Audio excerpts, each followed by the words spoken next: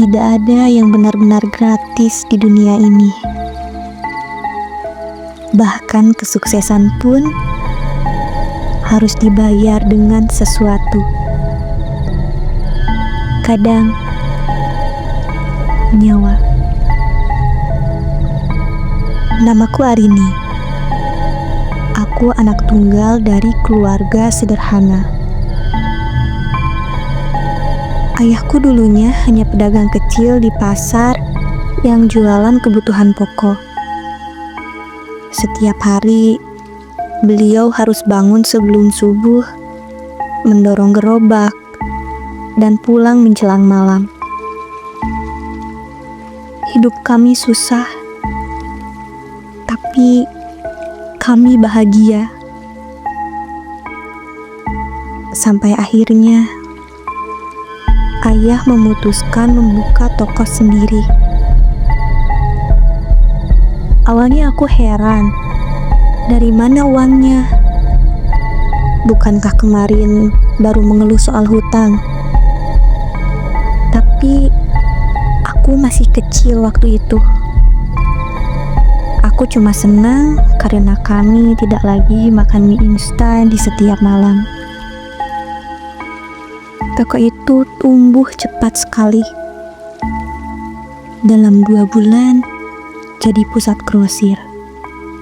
Dalam 6 bulan, ayah punya cabang di kota sebelah. Orang-orang mulai memuji ayah. Tapi, aku dan ibu merasakan sesuatu yang aneh. Di belakang rumah kami, ada sebuah gudang tua.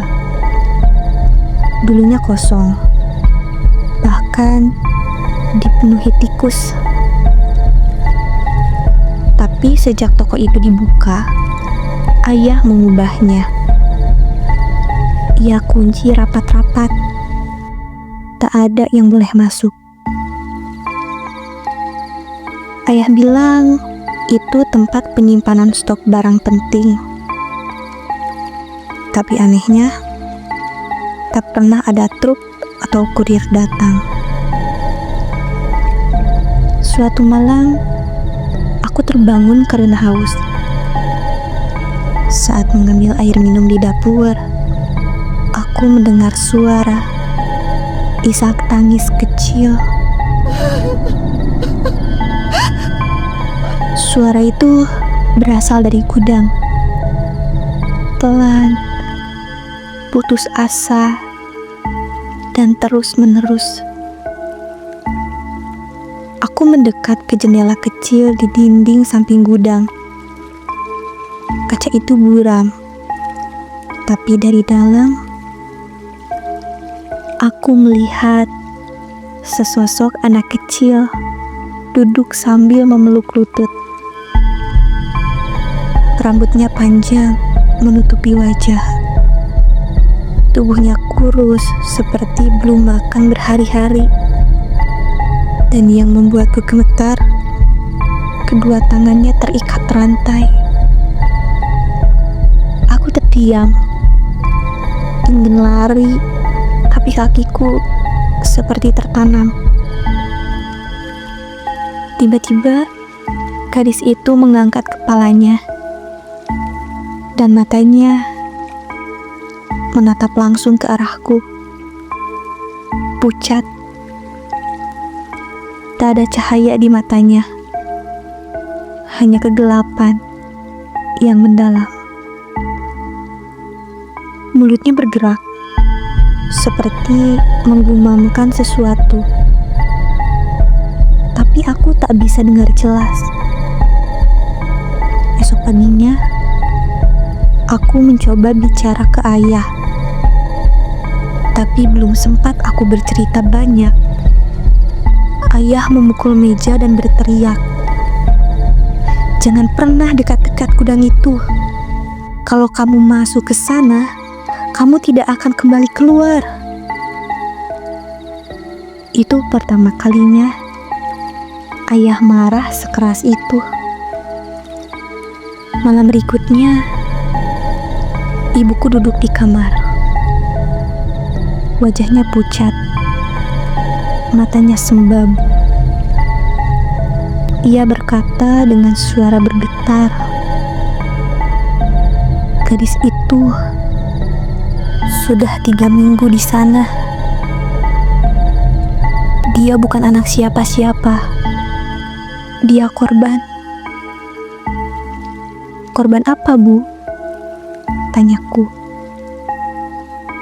Ibu menunduk dan akhirnya ia menceritakan semuanya.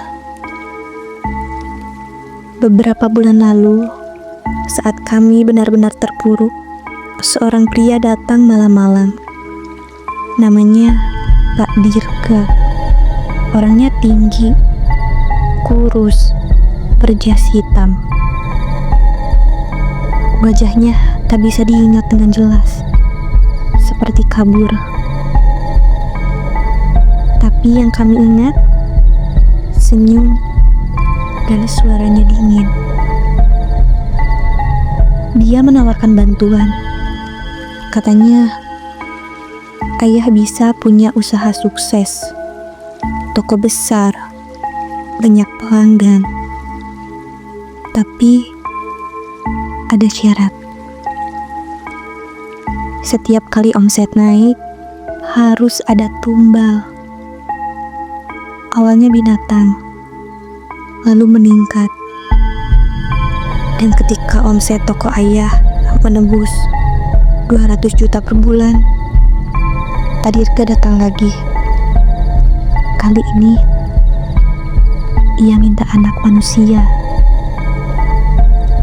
Ayah setuju. Gadis itu anak jalanan. Ayah menemukannya di jembatan penyeberangan malam hari. Tak ada keluarga, tak ada yang mencari. Dan sejak ia dikurung di gudang, penjualan toko meroket. Tapi rumah kami mulai berubah. Setiap malam terdengar suara ketukan dari dalam gudang. Kadang suara tangisan, kadang suara bisikan.